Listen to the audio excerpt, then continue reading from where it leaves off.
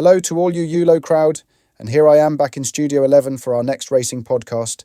And, as ever, I'm delighted to have Jaysella sat opposite me in the guest chair.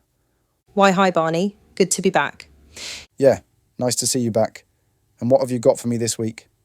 Well, there's plenty going on in the national hunt sphere right now. Things are really hotting up. So we've got the big meeting at Newbury on Friday and Saturday, including the Coral Gold Cup, which of course is always best remembered as the Hennessy. And over in Ireland on Sunday, it's the early winter festival at Fairyhouse. So I guess the boss and Caroline have their work cut out this weekend. Yeah, I guess so. And let's hope the risk of snow in the forecast doesn't spoil things.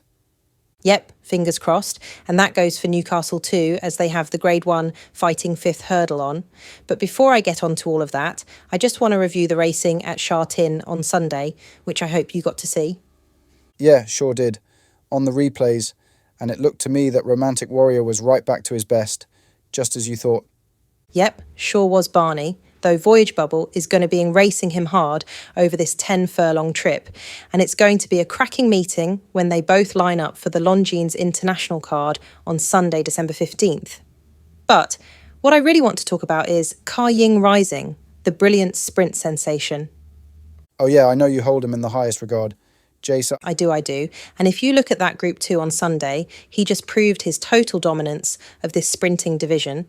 I mean, he was giving £5 away as a Group 1 winner, got drawn in the widest stall, and still cruised through the line, being eased down.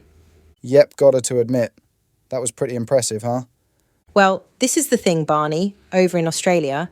I don't think they were totally convinced of the quality of the competition in Hong Kong, but Ka Ying Rising lined up as an evens chance in the TAB Everejst and won the world's richest turf race. With so much in hand, Zach Purton took his foot off the pedal well before the line, just to savour the moment like. And the thing is that it's got me thinking, what if David Hayes decided to step him up to the mile? Do you think that could happen? Well, put it like this, since the superb Golden 60 stopped racing, I always rated Voyage Bubble as his most likely successor. But now it seems that Voyage Bubble is going to take on Romantic Warrior at the longer trip. I reckon there's a bit of a void in the 1 mile division, and it is Ka Ying Rising that is winning over 6 furlongs with so much in hand, and I, for one, think that would be a natural progression. So much so, I've got a message over to David Hayes to ask if that is the plan for Ka Ying Rising, so watch this space. Great will do, Jace. Now, on to this weekend. What are your big fancies? Well, I do think that the Fighting Fifth at Newcastle is an absolute cracker, with Constitution Hill only so recently regarded as the best hurdler ever trying to prove that he is the force of old, against Dan Skelton's The New Lion and Irish Raider, Amsterdam. And don't forget that Golden Ace won the champion hurdle at Cheltenham in March, so any one of 4 out of the first 5 in the betting could win. And your preference, Jace? Okay, Barney, this is what I'm going with. It's the New Lion, and my reasons are the simply stunning form of Dan Skelton right now. Plus, I do have some nagging doubts over Constitution Hill, because you know once a horse has lost that unbeaten record, that's a bubble of impregnability that's burst. And having fallen twice in his last 3 runs before a pretty dismal showing in the champion hurdle at the Punchestown Festival, I have to be convinced, again, of his superiority over this trip. But the New Lion has none of this baggage to carry through the departure gate, having won all of his 4 starts over timber. Now, Amsterdam is a bit of a dark horse to me, having only won a couple of Grade 3s before this, but is unexposed at this trip, and Willie Mullins obviously wanted to keep him away from Lossiemouth in the Morgiana last Saturday. And for me, Golden Ace wasn't at the races when going down by 28 lengths in a match at Wetherby, behind another Dan Skelton horse, Katira. So despite the drop in trip, I think that it must be the New Lion that appeals the most. Okay, that's where I'll be looking on Saturday. But anything else for me? Well, Ollie Murphy is in fine form, so Resplendent Grey must be a big fancy for the Coral Gold Cup at Newbury, though this is a really competitive handicap and hard to pick.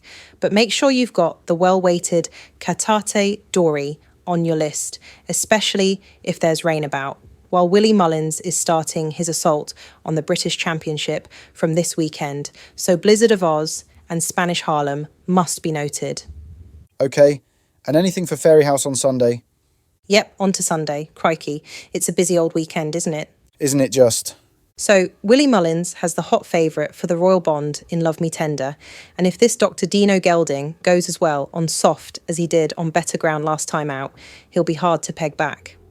But Henry de Bromhead's Game Ball is also yet to lose, so I would like to see a decent battle between them, with Love Me Tender under the penalty for his Grade 3 win, conceding £3, while Gordon Elliott's Cocktail Brut is proven on ground with cut and not out of it at all. I think these would be my 3 Barney. Great, and the Drinmore?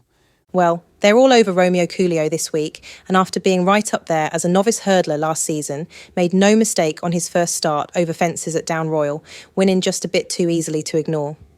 You think the markets are right, JC? Yep, Barney, I think they aren't taking no chances with Romeo Coolio, but Henry de Bromhead's Slade Steel has hit the bar twice over fences and will be winning one soon, and I did give Caroline a quick call before I came over, and she thinks Romeo Coolio is the one to follow in the novice chasing ranks. So maybe it is a weekend for the favourites? Yeah, beginning to look that way. But we're taking a view now, just when the boys in the back room have started the book.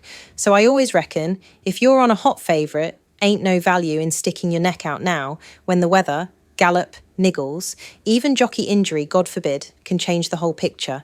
This is why it's a preview of what's coming up.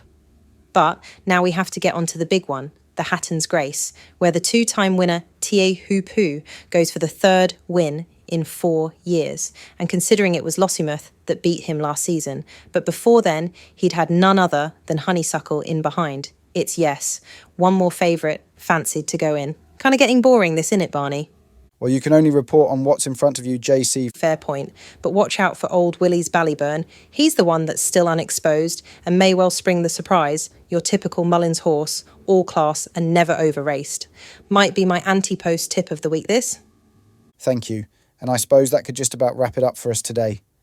Yeah, sorry, it's been a bit of a long list. Well, you've had plenty of meat in the pie to get through, I guess.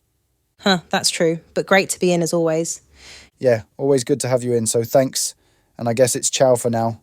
Yep, ciao for now. Look forward to catching up soon.